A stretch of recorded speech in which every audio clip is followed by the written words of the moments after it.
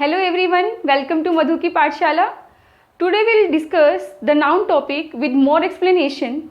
In the last video we did the kinds of nouns, okay? But in this video, along with the kinds of nouns, we will discuss the classifications like countable, uncountable, okay? The gender, the noun case with the more explanation. Fine. So let's discuss with the very beginning from the definition, kinds and then the number, gender and noun case. Okay अगर आप मेरे channel पे नए हैं तो आप please video को share करना, लाइक करना और मेरे चैनल को सब्सक्राइब कर लेना ताकि आपको मोर अपडेट्स जो हैं मेरे चैनल पे मिलते रहें और बेल आइकन भी दबा देना। चलो शुरू करते हैं सबसे पहले डेफिनेशन से। What is a noun? Noun होता क्या है? अगर मैं आपसे सिंपल बोलूँ कि name of a person, place or thing.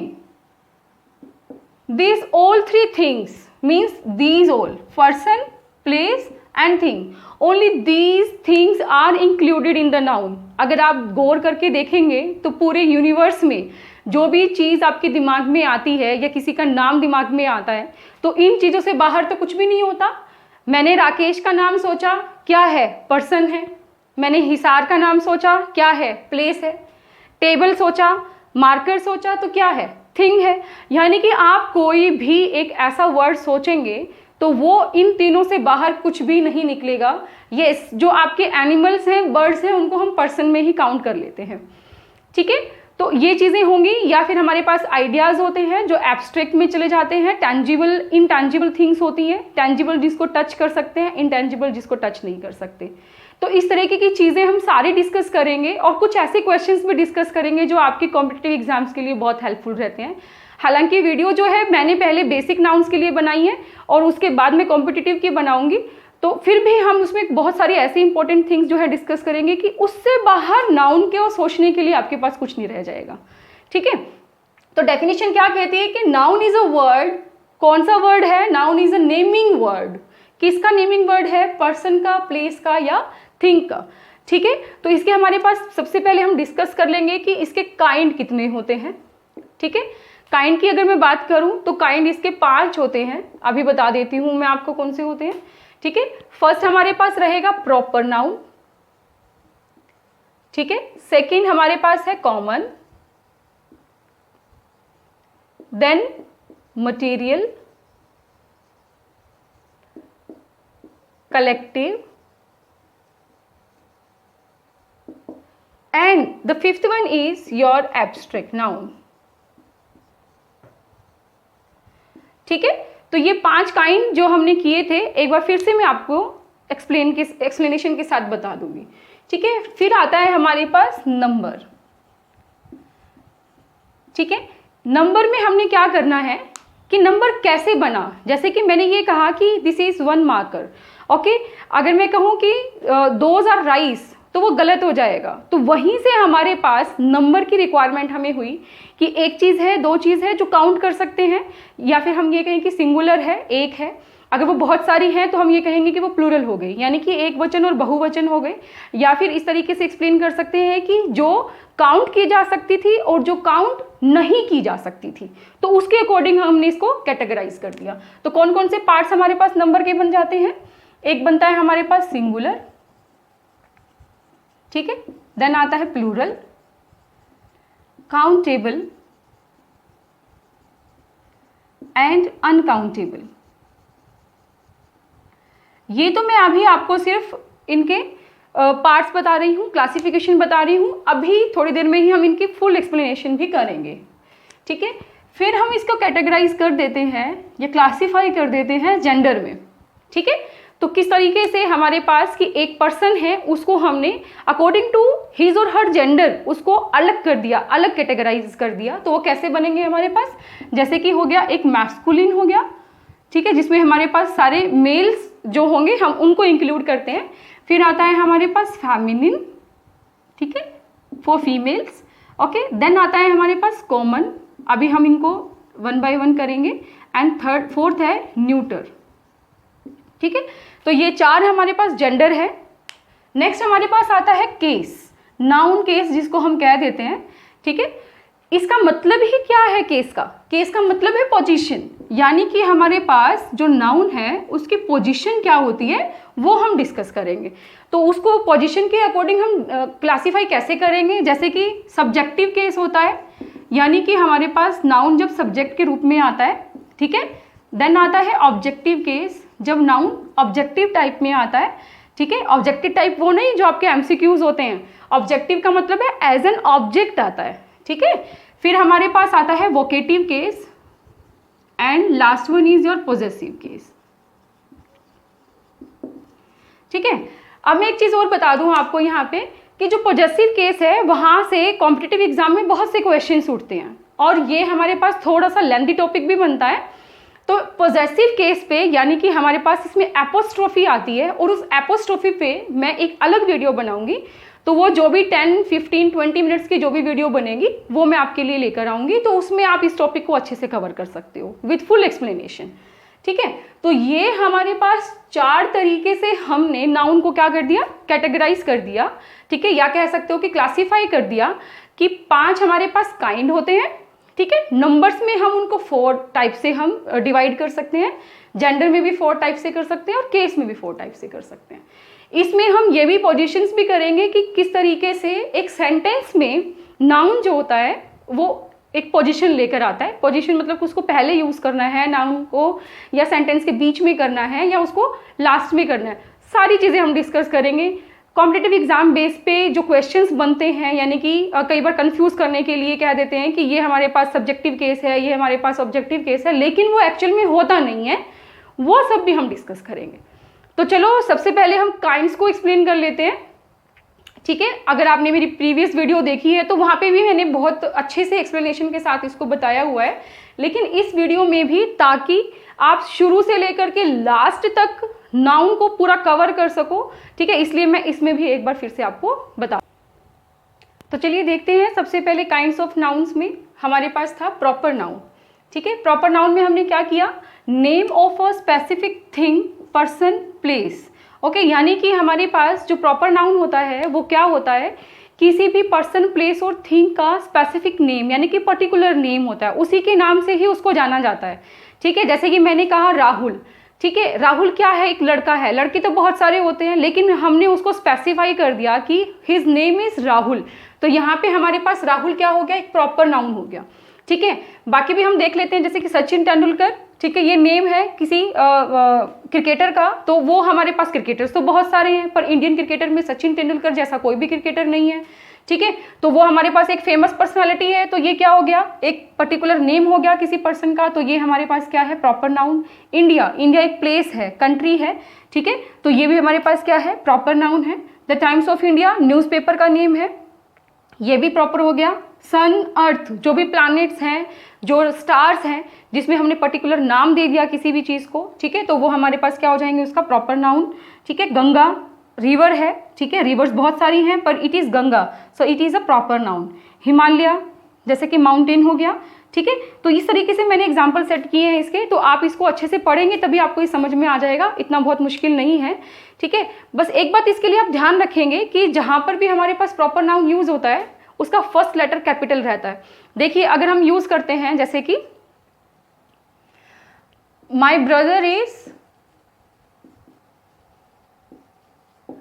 Rahul, okay, तो यहां पे राहुल हमारे पास फर्स्ट पे नहीं आया, यानी कि अगर हमारे पास सेंटेंस स्टार्ट हो रहा है, अगर सेंटेंस की स्टार्टिंग में है तो वो तो फर्स्ट लेटर कैपिटल होता ही है, तो उसमें तो हमारे पास प्रॉपर नाउन रहेगा ही कैपिटल।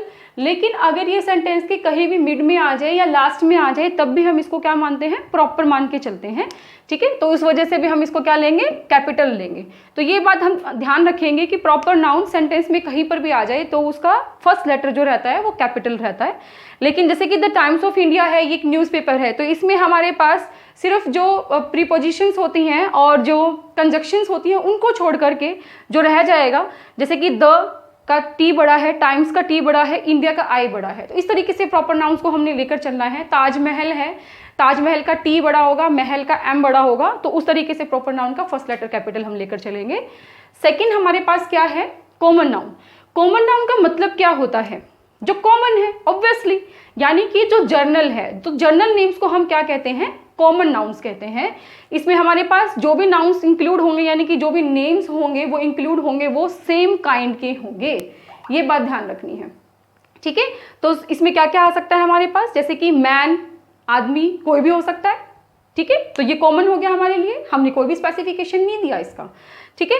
डॉग एनिमल हो गया, ठीक है। सिटी कोई भी जगह हो सकती है, बुक बहुत सारी होती है लेकिन मैंने कोई पर्टिकुलर बुक का नाम नहीं लिया यहाँ पे, कार कोई ब्रांड नहीं बताया, स्कूल किसी का नाम नहीं लिया, तो ये सब क्या है, ये कॉमन नाउन है। तो इस तरीके से आप इनको समझ के चलेंगे कि आपको एक वर्ड दे दिया, उस वर्ड को आपने एनालाइज करना है कि वो प्रॉपर नाउन है, कि वो कॉमन है, या फिर अदर कोई काइंड उसका बनता है।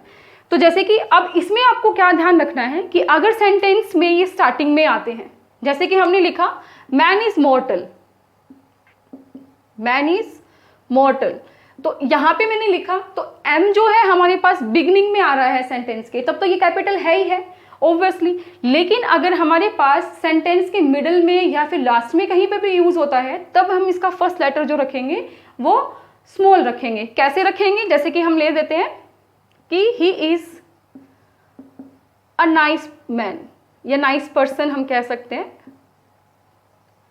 ठीक है। तो यहाँ पे पर्सन हमारे पास क्या था, कॉमन नाउन था, ठीक है, और इस वजह से हमने पर्सन का पी जो है वो क्या रखा है, स्मॉल रखा है। तो ये बात आप ध्यान रखेंगे, ठीक है।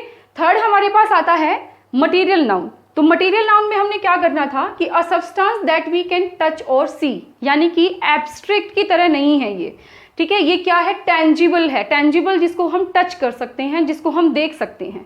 पहली बात तो ये। दूसरी बात आप इसको क्या समझ सकते हैं कि जो मटेरियल नाउन होता है वो एक दूसरी थिंग को बनाने के लिए यूज किया जाता है। कैसे लिखोगे कि that is used to make another thing.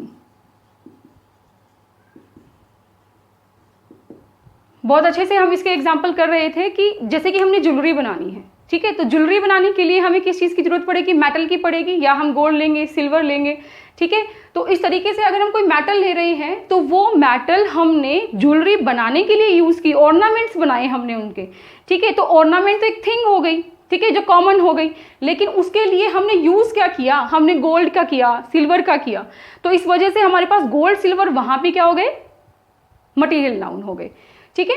तो इस तरीके से बाकी भी देख लेते हैं, जैसे कि शुगर है, शुगर हमारे पास चाय बनाने के लिए भी यूज़ होती है, शेक्स वगैरह बनाने के लिए भी यूज़ होती है, तो हम कह देते हैं कि शुगर वहाँ पे मटेरियल है। राइस हो गया, ठीक है, गोल्ड आ गया, गोल्ड सारी मेटल्स जितनी भी होंगी, धातु जितनी भी होंगी, वो सब मटेरियल नाउन में काउंट की जाती हैं।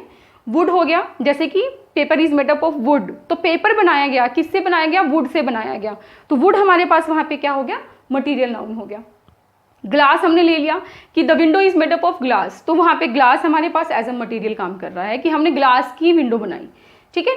अब इसमें हमें क्या बात ध्यान रखनी है कि फर्स्ट ये कि नो आर्टिकल बिफोर देम, यानी कि मटेरियल नाउन में कभी भी उससे पहले आर्टिकल यूज नहीं करेंगे, आर्टिकल्स ए एन और द, ठीक है, कोई भी आर्टिकल हम उसके लिए यूज नहीं करेंगे। जैसे कि हमने ये बोला कि गोल्ड इज प्रीशियस, ठीक है, तो गोल्ड इज प्रीशियस हमने लिया है, तो गोल्ड मटेरियल नाउन और उससे पहले हमने कोई भी आर्टिकल नहीं लगाया, जैसे कि द गोल्ड इज प्रीशियस नहीं बोलेंगे वहां पे, ठीक है, तो ये बात ध्यान रखेंगे। सेकंड थिंग क्या होगी कि ऑलवेज सिंगुलर, यानी कि जो मटेरियल नाउन जो होता है वो क्या होता है, हमेशा सिंगुलर की तरह यूज किया जाता है। अभी मैंने एग्जांपल लिया था, ठीक है, गोल्ड इज प्रीशियस, तो गोल्ड इज मैंने लगाया, इसके साथ इज किसके लिए लगता है हमारे पास, जब कोई चीज एक होती है, यानी कि सिंगुलर होती है, ठीक है, तो ये बात आप इसके लिए ध्यान रखेंगे। नेक्स्ट करते हैं हम इसके दो पार्ट बच गए हैं, कौन कौन से, एब्स्ट्रैक्ट एंड कलेक्टिव। हाँ जी, नेक्स्ट आते हैं हमारे पास एब्स्ट्रैक्ट एंड कलेक्टिव नाउन, ठीक है। तो देखो सबसे पहले एब्स्ट्रैक्ट क्या कहता है कि something which we can not see, touch, hear और टेस्ट, जिसको हम देख नहीं सकते, टच नहीं कर सकते, सुन नहीं सकते और टेस्ट नहीं कर सकते।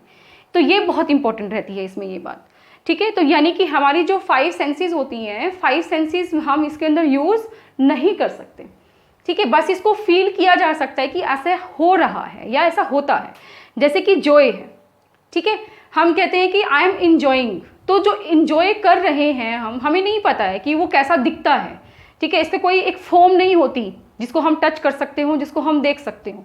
तो जोए हमारे पास क्या रहता है, एब्स्ट्रैक्ट नाउन रहता है। Decision, the committee has taken the decision, तो जो डिसीजन वो ले चुकी है। अब डिसीजन हमारे पास क्या है, एक ऐसी चीज जिसको हम नहीं देख पा रहे हैं, ठीक है, सिर्फ इसको एक फील किया जा रहा है कि हमारे पास की डिसीजन ले लिया गया है, तो डिसीजन हमारे पास क्या रहेगा, एब्स्ट्रैक्ट नाउन रहेगा। This is very opposite to the material noun. जैसे मटेरियल में हम क्या कह रहे थे कि हम चीज़ों को टच कर सकते हैं, हम चीज़ों को देख सकते हैं, तो वो टेंजिबल थी। अब हमारे पास एब्स्ट्रैक्ट में हम क्या कर रहे हैं कि जो चीज़ें इनटेंजिबल होती हैं, जिसको हम टच नहीं कर पा रहे हैं, देख नहीं पा रहे हैं, ठीक है। तो ये बात बहुत अच्छे से समझ लेना कि कंक्रीट होता है एक तो जिसको हम छू पा रहे हैं, जिसको हम देख पा रहे हैं, और एक होता है इनटेंजिबल जिसको हम छू नहीं सकते हैं, ठीक है। सेकेंड थिंग इसके लिए क्या इंपॉर्टेंट रहती है कि ये सिंगुलर रहता है, यानी कि एब्स्ट्रैक्ट नाउन हम ये कहते हैं कि स्वीटनेस इज ओवरलोडेड। तो इसका मतलब क्या हुआ कि स्वीटनेस ओवरलोड हो गई है, तो उसमें हमारे पास स्वीटनेस को हमने क्या लिया, इज ओवरलोडेड। इसका मतलब क्या हो गया, वहां पे स्वीटनेस है, सिंगुलर है, ठीक है। इसलिए ये बात ध्यान रखेंगे कि एब्स्ट्रैक्ट नाउन्स हमेशा सिंगुलर की तरह ही यूज किए जाते हैं। नेक्स्ट आता है हमारे पास कलेक्टिव नाउन। कलेक्टिव नाउन में हमारे पास पहले डेफिनेशन देख लेते हैं कि name of a group of similar things और पर्सन्स, यानी कि जो एक जैसी चीजें दिखाई देती हैं या एक जैसे पर्सन्स जो दिखाई देते हैं, उनको हमने क्या कर दिया, एक ग्रुप में रख लिया, उससे हमने क्या बना दिया, कलेक्टिव नाउन बना दिया, ठीक है। किस तरीके से, जैसे कि a team of players.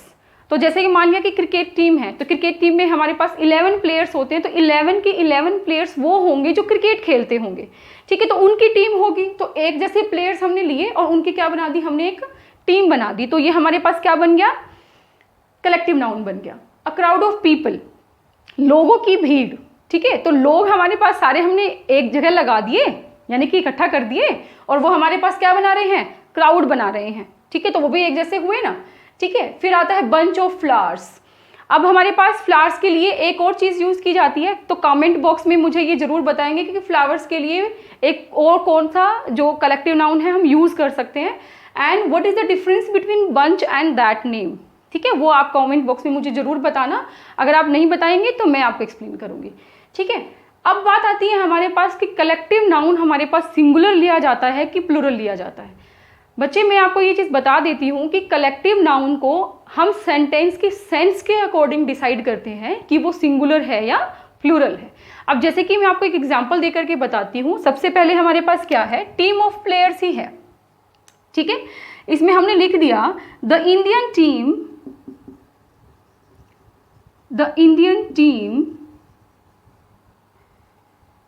was performing well, was performing well। तो हमने टीम के लिए क्या यूज किया है, was यूज किया है, ठीक है।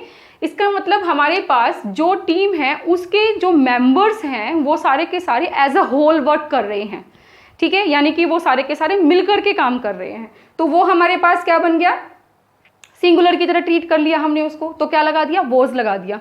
लेकिन अगर हम एक और सेंटेंस देखते हैं, जैसे कि ये कहें the Indian team were taking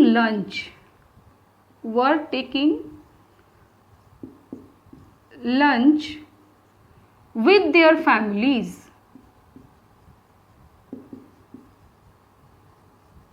ठीक है। तो इसमें हमारे पास मैंने वर क्यों लगाया, वर का क्या मतलब हुआ, यहाँ पे टीम है, टीम आप तो क्या करोगे, देखते ही टीम को और फटाफट से कर दोगे कि वोज आना चाहिए, ये तो गलत हो गया। लेकिन आप एक्चुअल में उसको गलत करके आ रहे हो कि आपने वोज लगा दिया। क्यों लगा दिया, अब देखो इंडियन टीम हमारे पास लंच कर रही है अपनी अपनी फैमिलीज के साथ, ठीक है। तो इसका मतलब जो इंडियन टीम के प्लेयर्स थे हमने उनको इंडिविजुअली शो किया, धोनी की फैमिली अलग खा रही है, सचिन की फैमिली अलग से खा रही है, ठीक है, जो भी हमारे पास प्लेयर्स हैं। तो अब उसके अकॉर्डिंग हमने क्या कर दिया, उसको इंडिविजुअली डिवाइड कर दिया। तो जब इंडिविजुअली डिवाइड कर देते हैं तो वो टीम की तरह काम नहीं कर रहे, यानी कि वो सिंगल टीम की तरह काम नहीं कर रहे, वो अलग अलग काम कर रहे हैं। तो हमने उसके लिए क्या लगाना है, प्लूरल लगाना है।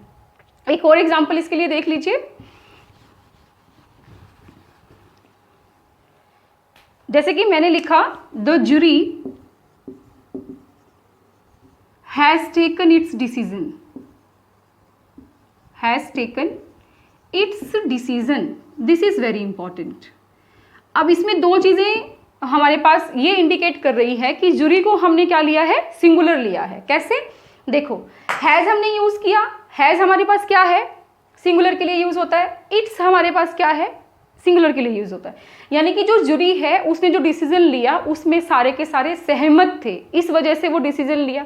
तो यहाँ पे एज अ होल जो है वो वर्क कर रही है, इसलिए हमने क्या ले दिया, सिंगुलर ले दिया। लेकिन अगर हम इसको इस तरीके से लिखते हैं कि द जुरी have divided on their decision,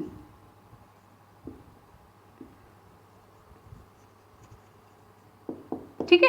तो इसमें हमने क्या कर दिया कि जो जुरी है हमारे पास, उसके जो भी हमारे पास विचार थे वो एक दूसरे के साथ मैच नहीं कर रहे थे मेंबर्स के, ठीक है। इसलिए हमने क्या कर दिया, उन मेंबर्स को अलग अलग काउंट कर लिया।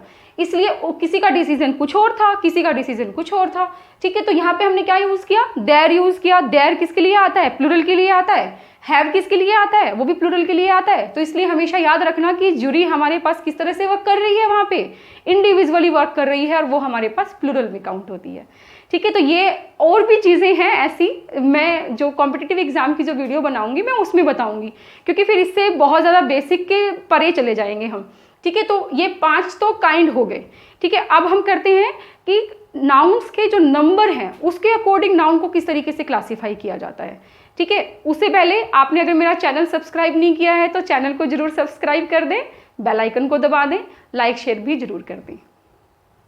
देखिए जो नेक्स्ट हमारे पास क्लासिफिकेशन हम करेंगे वो है नाउन की काउंटेबल एंड अनकाउंटेबल। देखिए काउंटेबल से ही हमें पता लग रहा है मीनिंग इसका कि जो काउंट किए जा सकते हैं, दैट कैन बी काउंटेड, ठीक है। इस वजह से हमने क्या किया, इसको 2 पार्ट्स में कैटेगराइज किया, एक सिंगुलर और एक प्लूरल। यानी कि हम क्या कर सकते हैं, इसको 2 पार्ट्स में डिवाइड कर सकते हैं, एक होगा हमारे पास सिंगुलर और एक होगा हमारे पास प्लूरल, ठीक है। तो उसमें कैसे हुआ, जैसे कि गर्ल है, एक है तो हमारे पास क्या हुआ, सिंगुलर हुई, ठीक है। और क्या बना दिया हमने, गर्ल्स, यानी कि 2 या 2 से ज़्यादा अगर हमारे पास हो जाएंगी तो वो क्या हो जाएगा, उसका प्लूरल हो जाएगा। इसी तरीके से अनकाउंटेबल होता है कि अनकाउंटेबल में फिर इसके नाम से हम इसको जज कर पा रहे हैं कि that can not be counted, जिसको हम काउंट नहीं कर सकते। जैसे कि राइस, मैंने अभी एग्जाम्पल बताया था आपको जब मटेरियल नाउन हम कर रहे थे कि जो राइस है उसके एक एक दाने को हम क्या नहीं कर सकते, काउंट नहीं कर सकते। इसलिए हमारे पास जो राइस है वो किसका काम कर रहा है, अनकाउंटेबल का काम कर रहा है, ठीक है। ब्रेड है, ठीक है, ब्रेड को हम ये नहीं कह सकते 1 ब्रेड 2 ब्रेड, ठीक है, वो पूरा का पूरा ब्रेड ही है, ठीक है। तो उस तरीके से अगर हमने कहना है कि वो ब्रेड एक सिंगल पीस की तरह अगर उसको ले रहे हो तो आप उसको अ पीस ऑफ ब्रेड या अ लोफ ऑफ ब्रेड जो है आप उसको बुलाएंगे। वो हम कॉम्पिटिटिव एग्जाम की जो वीडियो बनाएंगे उसमें हम इसको अच्छे से डिस्कस करेंगे। अभी सिर्फ मैं आपको ये बता देती हूँ कि अनकाउंटेबल का मतलब ही क्या होता है, ठीक है। एडवाइस है, 1 एडवाइस 2 एडवाइस 3 एडवाइस, सुना है कभी, नहीं ना। तो इस वजह से हमारे पास एडवाइस भी क्या रहती है, अनकाउंटेबल नाउन रहती है, ठीक है। तो ये सब चीज़ें एक बार अच्छे से देख लेंगे, न्यूज़, लगेज, वेदर, हेयर, तो ये अनकाउंटेबल नाउन में प्रोसीड की जाती हैं। अब इनके रिलेटेड हमारे पास और क्या चीज़ें हैं जो हमें दिमाग में रखनी है। देखिए रट्टा मत मारिए, हर चीज़ को समझने की कोशिश कीजिए। इसके कुछ रूल्स बनेंगे तो इसी के नेम के अकॉर्डिंग ही बनेंगे, इसके कुछ रूल्स बनेंगे तो इसके नेम के अकॉर्डिंग बनेंगे, कहीं पर भी क्रैमिंग नहीं है, ठीक है। तो क्रैमिंग से जितना हो सके बचे, कॉन्सेप्ट को समझने की कोशिश करें। देखो यहाँ पे इट कैन बी काउंटेड, ये मैंने आपको बता दिया, it can not be counted, it is already spoken. So it gives answers of how many, अगर जब काउंट कर सकते हो तो इसका मतलब वो किसका आंसर दे रहा है, हाउ मेनी का दे रहा है ना, यानी कि कितना या कितने। जैसे कि मैंने ये कहा कि there were 5 members in my family, okay. तो 5 मेंबर्स हमारे पास, को हमने काउंट करा कि नहीं करा, तो कितने, हाउ मेनी, 5 मेंबर्स ना, तो मैंने इसको क्या कर लिया, काउंट कर लिया, यानी कि हाउ मेनी का आंसर दे रहा है कि नहीं दे रहा। अब इसी तरीके से हम यहाँ पे देखेंगे तो it gives answer of how much, यानी कि अनकाउंटेबल जो होता है वो किसका आंसर दे रहा है, हाउ मच का आंसर दे रहा है, यानी कि how much rice is prepared, तो कितना राइस बना, ठीक है। तो वो हमारे पास क्या है, अमाउंट बताएगा, ठीक है, नंबर्स नहीं बताएगा, क्या बताएगा, अमाउंट बताएगा। इसी वजह से हम ये कह देते हैं कि जो नंबर की कैटेगरी होती है ये कह देते हैं कि ये नंबर है। तो नंबर कौन सा, जो काउंट किया जा सके, और नंबर वो जो काउंट नहीं किया जा सके, ठीक है, इस वजह से इस कैटेगरी को हमने अलग लेकर चले। थर्ड थिंग क्या आती है कि इट कैन टेक आर्टिकल, यानी कि जो हमारे पास काउंटेबल नाउन्स होते हैं उनके आगे हम आर्टिकल्स यूज कर सकते हैं। कैसे? This is a marker, this is a marker, okay. तो मैंने क्या बोला? अ मार्कर, ठीक है। तो इसके लिए मैंने क्या यूज किया? अ, यानी कि वो आर्टिकल है, वो ले रहा है आर्टिकल। अब मैं ये कहूं कि this is a rice, this is a sugar, no, it will be wrong. This is a rice नहीं होता, दिस इज अ शुगर नहीं होता, सिंपल बोलेंगे this is sugar, this is rice, okay. तो इससे पहले यानी कि अनकाउंटेबल से पहले हम कभी भी आर्टिकल्स का यूज नहीं करते, काउंटेबल से पहले हम आर्टिकल्स का यूज करते हैं, ये बात दिमाग में रखना। फोर्थ क्या है कि they have plural forms. Obviously मैंने अभी बताया कि काउंटेबल जो होते हैं उनको दो पार्ट्स में डिवाइड कर सकते हो, सिंगुलर में और प्लूरल में। तो अब इसमें ये चीज कहां से आ गई कि इसकी प्लूरल फॉर्म नहीं होती? Yes, they have plural form, यानी कि एक, दो या बहुत सारे, एक, अनेक। हम क्या करते हैं? एक वचन और बहुवचन करते हैं कि नहीं करते हैं? सेम मैनर में हमारे पास क्या काम कर रहा है? काउंटेबल का सिंगुलर और प्लूरल काम कर रहा है। बस कई सारे इसके ऐसे रूल्स बन जाते हैं कि कभी हम प्लूरल बनाने के लिए सिंपल एस लगा देते हैं, जैसे कि बॉय का बॉयज बना दिया हमने, ठीक है। कई बार हम क्या करते हैं, जैसे कि इंटरनली चेंज कर देते हैं।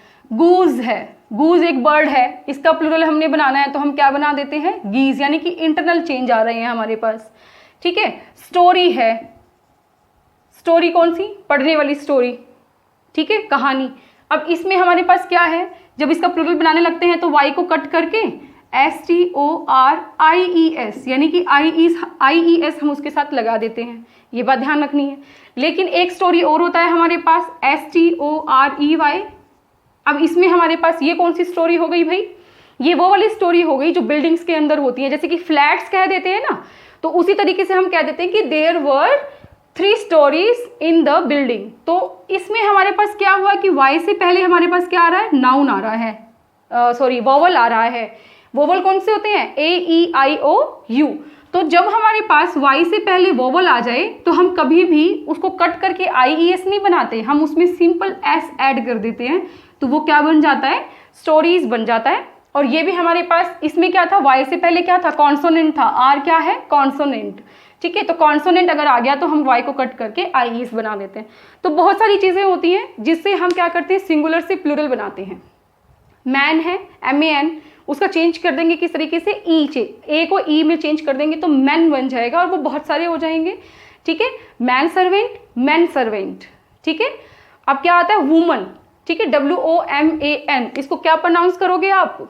वुमन, ठीक है। और इसका प्लूरल अगर हम बनाते हैं तो WOMEN, ये क्या बन गया? विमेन, विमेन, ठीक है। तो ये बात ध्यान रखेंगे। तो जब भी हमारे पास सिंगुलर से प्लूरल बनाते हैं तो किस तरीके के चेंजेस आते हैं, क्या क्या चीजें हमें ध्यान रखनी चाहिए, वो सब आप करेंगे, ठीक है। और क्या इसमें हमारे पास plural form, they do not have plural form, कभी भी इसकी प्लूरल फॉर्म नहीं बनती। यानी कि I have taken her advice, मैंने उसकी एडवाइस ली, I have taken her advice. हम वहां पे क्या नहीं बोलेंगे? I have taken her advices, no, this will be wrong, ठीक है। तो इस वजह से हमें ये बात ध्यान रखनी है कि ये हमें हमेशा प्लूरल फॉर्म में यूज नहीं किए जा सकते। लेकिन सेंटेंस कभी कभी ऐसे बनते हैं जहां पे हम मजबूर हो जाते हैं ये सोचने के लिए कि ये सिंगुलर है कि प्लूरल है, उसमें हमने यूज कर लिया। एक एग्जांपल देकर के बताती हूँ। जैसे कि हमारे पास क्या है? हेयर, ठीक है। अब मैंने सिंपल बोला कि हर हेयर इज ब्यूटीफुल। अब आप सोचोगे हेयर तो बहुत सारे होते हैं इसलिए हम उसको प्लूरल बना देते हैं। नहीं, ऐसा कुछ भी नहीं है। हेयर जो होते हैं वो एक पूरे यूं लगा लो कि आप एक ग्रुप की तरह काम कर रहे हैं वहां पे, ठीक है। तो इस वजह से हम उनको इंडिविजुअली काउंट नहीं कर सकते। ये जितने आसमान में तारे होते हैं ना उतने ही होते हैं, इसलिए अब जब तारों को नहीं गिन सकते तो हम हेयर को कैसे गिन सकते हैं, ठीक है। तो इस वजह से हम ये कह सकते हैं कि हर हेयर इज ब्यूटीफुल। तो हेयर को हमने क्या लेना है? एज अ अनकाउंटेबल नाउन लेना है, ठीक है। तो अब लेकिन अगर मैं ये कहती हूं कि आई गॉट 1 हेयर या अ हेयर, आ भी लगा सकते हो आप, ठीक है। I got a here in my vegetable, यानी कि जो वेजिटेबल करी जो हम खाते हैं, यानी कि सब्जी जो खाते हैं, उसमें मेरे एक बाल आ गया। तो अब मुझे ये बताओ कि मैंने इससे पहले हेयर क्यों आर्टिकल क्यों लगाया। इसका मतलब ये है यहाँ पे हम उन बालों को तो गिन पा रहे हैं ना कि सब्जी में कितने बाल आ गए, 1 आया, 2 आया, 3 आया, ठीक है। तो उस टाइम हमारे पास हेयर क्या बन गया, काउंटेबल बन गया। यहाँ पे हमारे पास हेयर क्या था, अनकाउंटेबल था, यानी कि हम ये कह रहे थे कि उसको गिना नहीं जा सकता, तो सिंगुलर फॉर्म में हम उसको यूज कर रहे थे। लेकिन यहाँ पे हमारे पास हेयर काउंटेबल बन गया है, इस वजह से हमने इसके लिए क्या लगा दिया है, आर्टिकल लगा दिया है।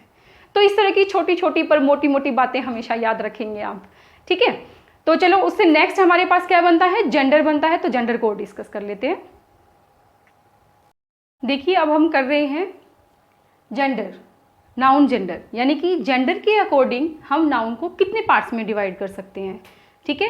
क्लासीफाई किस तरीके से किया हमने, फर्स्ट है मैस्कुलिन, यानी कि डिनोट्स अ मेल पर्सन और एनिमल। मेल पर्सन और एनिमल इसमें हमारे पास यूज करेंगे, जो भी मेल पर्सन होते हैं या मेल एनिमल होते हैं उनको इंक्लूड किया जाता है। जैसे कि फर्स्ट एग्जांपल मैंने लिया है बॉय, इससे तो साफ पता लग रहा है हमारे पास बॉय यानी कि लड़का हमारे पास क्या है, एक मेल है, और वो किस में आ जाएगा, मैस्कुलिन जेंडर में आ जाएगा।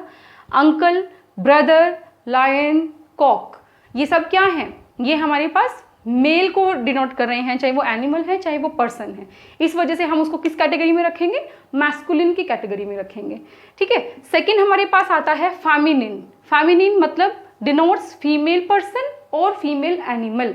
जैसे कि बॉय का अपोजिट क्या हो गया, गर्ल, तो वो गर्ल क्या है हमारे पास, फीमेल कैटेगरी में आ गई। Aunt, sister, these are female person, okay. But lioness, hen, okay, ये सब क्या है हमारे पास, एनिमल्स हैं। कौन से, फीमेल एनिमल्स हैं। तो इसको हमने किस कैटेगरी में रखा, फेमिनिन की कैटेगरी में रखा, ठीक है। नेक्स्ट आता है हमारे पास कॉमन, ये और न्यूटर, इन दोनों में हमें समटाइम्स कंफ्यूजन हो जाती है, लेकिन इस कंफ्यूजन को हम यहाँ से अभी दूर कर देते हैं कि common noun is use as either a male और फीमेल। इसमें क्या यूज होता है, या तो वो मेल होगा या फीमेल होगा, ठीक है। लेकिन जब हम इनकी बात कर रहे होते हैं तब हमें उनके जेंडर का पता नहीं चल रहा होता। कैसे, जैसे कि मैंने एग्जांपल लिया चाइल्ड, ठीक है, दिस इज अ चाइल्ड, ठीक है। तो अब उस चाइल्ड में मैंने ये मेंशन नहीं किया कि ये कौन सा चाइल्ड है, बेबी जो है मेल बेबी है या फीमेल बेबी है, ठीक है, बेबी बॉय है या बेबी गर्ल है, तो वहां पे ये चीज मेंशन नहीं की गई। यानी कि चाइल्ड है, बस एक बच्चा है, नहीं पता छोटा बच्चा लड़का है या लड़की है, तो वहां पे हमारे पास उस नाउन को हम क्या बोलते हैं, कॉमन नाउन कहते हैं, सॉरी कॉमन जेंडर कह देते हैं, कॉमन जेंडर नाउन, ठीक है। जैसे कि पर्सन है, चेयर पर्सन बोल देते हैं। आजकल क्या है कि कोई भी अगर चेयर पे बैठा है तो हम उसको ये बोलते हैं ना कि रैंक है वो उसका, कि वो चेयर पर्सन है। अब ये नहीं रहा कि चेयरमैन है या चेयर वुमन है, नहीं, हम सीधा कह देते हैं कि चेयर पर्सन है। उसमें क्लियर हो जाता है कि वो कोई भी हो, चाहे फीमेल हो चाहे मेल हो, वो चेयर पर्सन है, ठीक है। फ्रेंड, फ्रेंड ऑब्वियसली एक फ्रेंड है, उससे हम ये नहीं कह सकते कि वो हमारे पास गर्ल है कि बॉय है, ठीक है। तो नेक्स्ट है पेरेंट, ठीक है। पेरेंट में मदर या फादर हमने मेंशन नहीं किया, लेकिन पेरेंट है ऑब्वियसली, सिंगल पेरेंट है जैसे कह देते हैं कि, या फिर पेरेंट्स हैं तो हम कह देते हैं कि वो हमारे पास कॉमन में जाएगा। स्टूडेंट्स हैं, उसके लिए बोल दिया हमने, ठीक है। अब इसके लिए हमारे पास जो वर्ड यूज किए जाते हैं, अगर वो सिंगुलर होता है तो हम उसके लिए इट्स कर देते हैं, ठीक है, और जो प्लूरल होता है उसके लिए देयर करना ही करना है हमने, ठीक है। नेक्स्ट हमारे पास आता है न्यूटर। न्यूटर में हमारे पास हम ये डिसाइड नहीं कर पाते कि वो मेल है कि फीमेल है, ठीक है। यानी कि हमें बताना ही नहीं है कि नीदर मेल नॉर फीमेल, ना तो वो मेल है ना ही वो फीमेल है। देखो दोनों में डिफरेंस है, यहाँ तो हम आइडेंटिफाई नहीं कर पा रहे कि वो मेल है कि फीमेल है, लेकिन है, दोनों में से एक तो है। लेकिन न्यूटर में हमें ये चीज सोचना ही नहीं है कि वो मेल है कि फीमेल है, यानी कि हम उसको क्लासीफाई कर ही नहीं सकते मैस्कुलिन और फेमिनिन में, यानी कि बता ही नहीं सकते जेंडर को, ठीक है। इस वजह से हमारे पास किस कैटेगरी में कौन से आ जाते हैं, जो नॉन लिविंग थिंग्स होती हैं, ठीक है, जो नॉन लिविंग थिंग्स होती हैं या ट्रीज होते हैं, उनको हम कह देते हैं कि वो किस कैटेगरी में फॉल करते हैं, न्यूट्रल जेंडर में करते हैं। जैसे कि हमारे पास चेयर है, अब देखो चेयर का कोई जेंडर तो नहीं होता ना इस तरीके से कि वो फीमेल चेयर है या फिर वो मेल चेयर है, चेयर तो चेयर होती है, ठीक है। तो उसमें हमने ना तो उसको मेल कहा ना हमने उसको फीमेल कहा, तो वो हमारे पास क्या बन गई, न्यूटर बन गए, ठीक है, न्यूट्रल जेंडर आ जाएगा। टैक्सी, ठीक है, हाँ, हम ये कह देते हैं कि टैक्सी आ गई, लेकिन इन द सेंस टैक्सी का कोई जेंडर नहीं होता, वो क्या है, न्यूट्रल जेंडर ही होता है। और क्या कर सकते हैं इसके अंदर, मैंने एग्जांपल दिया है कलेक्टिव नाउन का। जो कलेक्टिव नाउन होते हैं वो हमेशा न्यूट्रल जेंडर की कैटेगरी में फॉल करते हैं। यानी कि टीम, जैसे मैंने अभी बताया था, टीम है, क्राउड है, मॉब है, ठीक है, बुके है, वो सब क्या है, वो कलेक्टिव नाउन में ही आते हैं। और वो कलेक्टिव नाउन क्या होता है, न्यूट्रल जेंडर होता है। ये बात आप ध्यान रखेंगे। और इसके लिए हमने क्या यूज करना होता है, इट्स यूज करते हैं। ऑब्वियसली अगर हमारे पास एज अ होल वो काम कर रहा है तो इट्स काम करेगा, ठीक है। अगर एज इंडिविजुअल काम कर रहा है तो वो हमारे पास प्लूरल की तरह काम करेगा, ठीक है। तो प्लूरल काम करता है तो देयर, THEIR, देयर। और अगर वो सिंगुलर की तरह काम करता है तो इट या इट्स, उसके लिए हम यूज करेंगे। तो ये हमारे पास 4 क्लासिफिकेशन किसकी हो गई, जेंडर की। क्या क्या थी, masculine, feminine, common and neutral. इसके अलावा भी अगर आपके कोई दिमाग में ऐसा वर्ड आ रहा है जो आप समझ नहीं पा रहे हो तो आप कमेंट बॉक्स में मुझे बता सकते हो, मैं उसका आंसर आपको जरूर दूंगी, ठीक है। तो इसके बाद हम करने वाले हैं नाउन केस, यानी कि पोजीशन जो होती है एक नाउन की, वो कैसे एक सेंटेंस के अंदर आती है। तो चलो लास्ट पार्ट जो है नाउन केस वो भी देख लेते हैं। इसमें हमने क्या करना है, देखिए नाउन केस जैसे मैंने बताया था आपको, किसको डिनोट करता है, पोजीशन को। किसको डिनोट करता है, पोजीशन को। यानी कि एक सेंटेंस में नाउन किस तरीके से आया हुआ है, कैसे आ सकता है, देखो सब्जेक्टिव केस, यानी कि a noun functions as a subject of the sentence, यानी कि सेंटेंस के सब्जेक्ट की तरह वो काम करेगा। कैसे, एग्जाम्पल देखो, राम इज माई ब्रदर। तो यहाँ पे जो राम है वो किसका काम कर रहा है, सब्जेक्ट का काम कर रहा है। और कैसे सब्जेक्ट को आइडेंटिफाई करते हो, आपने सब्जेक्ट एंड प्रेडिकेट कभी पढ़ा हो तो ठीक है, अगर नहीं पढ़ा हो तो मैं बता देती हूँ कि जो हमारे पास वर्ब या हेल्पिंग वर्ब जो होती है, वर्ब या हेल्पिंग वर्ब जो होती है, उससे पहले वाला जो पार्ट होता है उसको हम कहते हैं सब्जेक्ट ऑफ द सेंटेंस। क्या कहते हैं, सब्जेक्ट ऑफ द सेंटेंस। और जो वर्ब और वर्ब के जो पीछे वाला जो पार्ट रह जाता है उसको हम कहते हैं प्रेडिकेट, ठीक है। तो इस वजह से हमें क्या देखना होता है कि जो वर्ब या हेल्पिंग वर्ब हमारे पास आई, उससे पहले जो वर्ड है, नाउन है, वो हमारे पास क्या है, सब्जेक्टिव केस है, ठीक है। यानी कि एज अ सब्जेक्ट वो सेंटेंस के अंदर यूज हुआ है। Rita is dancing. अब देखो इज क्या है, हेल्पिंग वर्ब है, डांसिंग क्या है, एक वर्ब है, ठीक है, मेन वर्ब है। तो रीटा किससे पहले यूज हो रहा है, हेल्पिंग वर्ब से पहले यूज हो रहा है। तो रीटा हमारे पास किसका वर्क कर रहा है, एज अ सब्जेक्ट वर्क कर रहा है, ठीक है। इस तरीके से आप इसको समझेंगे। सेकेंड केस जो हमारे पास बनता है वो क्या है, ऑब्जेक्टिव केस है। यानी कि a noun functions as an object of a sentence. Noun हमारे पास सब्जेक्ट की तरह नहीं बल्कि ऑब्जेक्ट की तरह काम करे तो वो हमारे पास क्या हो गया, ऑब्जेक्टिव केस हो गया। कैसे, ध्यान से देखो, इसमें है हमारे पास रोहन हिट्स द बॉल। अब यहाँ पे रोहन तो हमारे पास हिट से पहले आ रहा है, ये तो हमारे पास क्या हो गया, सब्जेक्टिव केस हो गया। लेकिन द बॉल किसके बाद आ रहा है, वर्ब के बाद आ रहा है। तो जो वर्ब के बाद हमारे पास आता है वो हमारे पास क्या होता है, ऑब्जेक्ट होता है।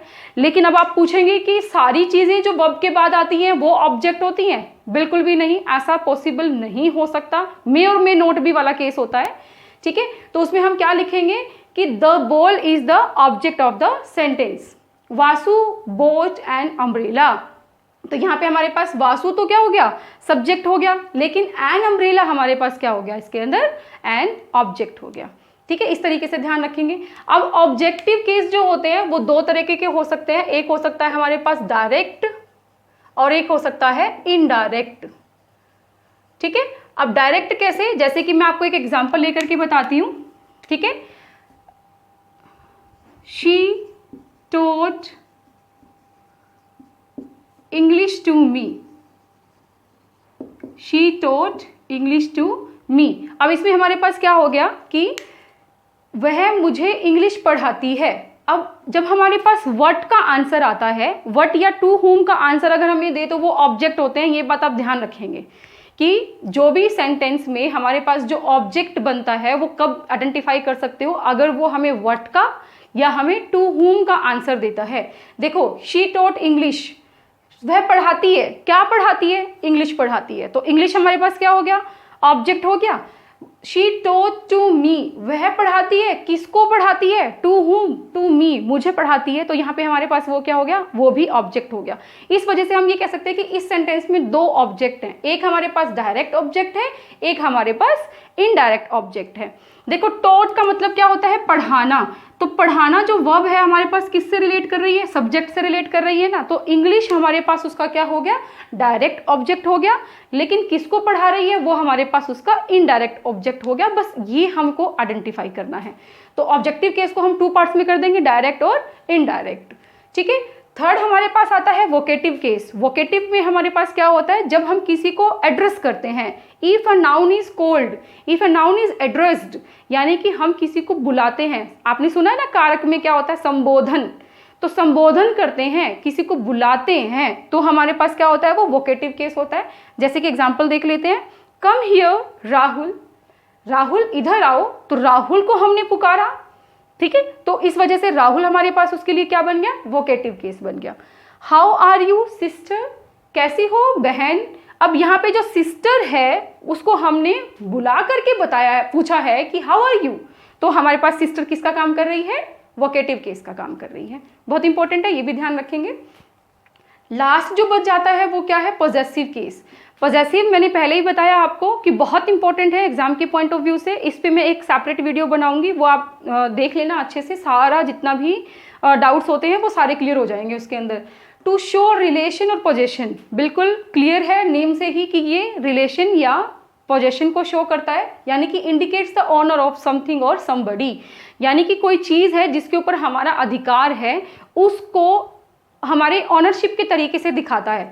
कैसे, सोनियाज कार इज न्यू, यानी कि ये जो एपोस्ट्रोफी हमने लगाई है, एपोस्ट्रोफी एस करके जो हमने लगाया है, ये क्या है, ये एपोस्ट्रोफी ही क्या है, उसका पॉजेसिव केस बनाती है। और वो क्या बनाती है, संबंध का के की, यानी कि उसका संबंध हो गया ना किसी चीज के साथ, तो संबंध का के की के साथ हमारे साथ पॉजेसिव केस यूज किया जाएगा। सोनियाज कार इज न्यू, सोनिया की कार नई है। Milton's poetry is famous, Milton की पोइट्री फेमस है। ठीक है। तो इस तरीके से हमने उसको पढ़ना है। ये हमारे पास सारा मैंने बता दिया आपको कि नाउन को किस किस तरीके से कैटेगराइज किया जा सकता था। अब एक चीज़, जैसे कि हमने कहा था कि एक कंक्रीट होता है और एक इंटेंजिबल होता है, तो जो एब्स्ट्रैक्ट नाउन है वो हमारे पास इंटेंजिबल है, बाकी जो 4 काइंड्स बच जाते हैं वो हमारे पास क्या हो जाते हैं, कंक्रीट हो जाते हैं, यानी कि टच भी कर सकते हैं और देख भी सकते हैं। तो ये बात भी आप ध्यान रखेंगे। ठीक है। तो टोटली मैंने कोशिश की है कि नाउन चैप्टर को, नाउन कॉन्सेप्ट को मैं इस वीडियो में क्लियर कर सकूं। आई होप कि आप सबको बहुत अच्छे से समझ में आ गया होगा। फिर भी अगर कोई आपको डाउट रह गया तो आप मुझे कमेंट बॉक्स में ज़रूर बता दें। अगर आपको वीडियो अच्छी लगी है तो लाइक शेयर करना, मेरे चैनल को सब्सक्राइब जरूर करना। जो भी आगे वीडियोज़ में डालूंगी तो वो आपको नोटिफिकेशन के साथ मिल